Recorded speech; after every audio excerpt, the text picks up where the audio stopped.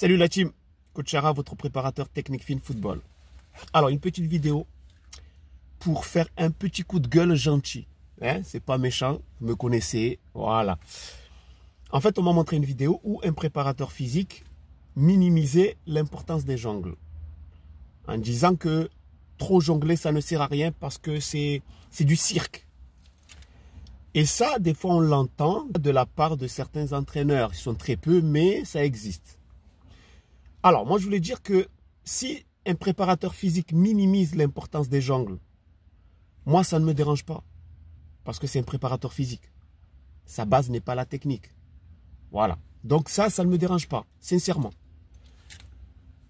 Mais de la part d'un entraîneur, ça peut me déranger. Parce qu'un entraîneur est censé être un généraliste.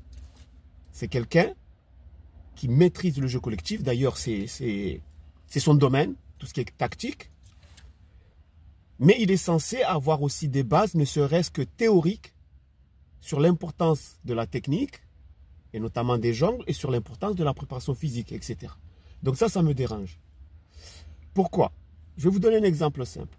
Au-delà du fait que les jongles, c'est important pour l'équilibre, c'est important pour la coordination œil-ballon, c'est important pour la maîtrise de la balle en l'air. Ça, on le sait déjà, tout le monde le sait. Mais au-delà de ça, regardez bien la difficulté qu'ont beaucoup de jeunes joueurs à maîtriser un ballon qui est en l'air. Et vous l'avez sûrement remarqué quand vous regardez des matchs, que beaucoup de jeunes joueurs, lorsque le ballon est en l'air, ils sont stressés. Ils ne savent pas quoi faire, ils ne savent pas comment le manier, comment le mettre au sol. On dirait qu'ils ont peur. Je pense que vous l'avez remarqué vous aussi. Et tout ça est dû à quoi? Tout simplement au fait que ces joueurs-là ne savent pas manipuler un ballon qui est en l'air. Donc, les jongles servent à ça aussi. Le fait d'apprendre à apprivoiser un ballon qui est en l'air, à le monter en l'air, à le contrôler, à le remonter tête, pied droit, pied gauche, à s'amuser comme ça avec le ballon, eh bien, ça permet aux joueurs, pendant les matchs, lorsque le ballon est en l'air, de ne pas avoir peur, de ne pas se demander comment je vais l'aborder. Et ça, on le voit tous les jours dans les matchs des jeunes joueurs. Donc, un entraîneur qui va dire que trop jongler, ça ne sert à rien, c'est du cirque. Mais regardez Maradona. Quand il a envoyé son ballon en l'air, j'ai vu une vidéo, il a mis la musique, il s'est chauffé, tac, tac, tac, il a envoyé en l'air. C'est du cirque.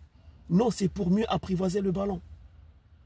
Nos jeunes ont peur du ballon qui est en l'air. Pourquoi? Parce qu'on leur dit que voilà, ne jonglez pas. Alors que les jongles, ça apporte cette assurance, cette maîtrise. Vous voyez? Donc, un préparateur physique qui dit ça, c'est normal. Ce n'est pas sa base, la technique. Même s'il a quelques connaissances, mais ce n'est pas sa base. Ça ne me choque pas. Mais un entraîneur, ça me choque. Donc, les gars, de la part d'un préparateur technique individuel, de la part de quelqu'un qui maîtrise tous ces jongles, je vous dis, c'est hyper important. Jonglez, faites 2 millions de jongles s'il le faut. Faites le tour de votre stade en jonglant, le tour du quartier en jonglant, pied droit, pied gauche, les jongles hauts, les jongles bas, les jongles particuliers, inter, exter. Les gars, jonglez, jonglez, jonglez. C'est Coach Chara qui vous donne ce conseil. Et n'écoutez pas ces gens. Sur ce, restez motivés.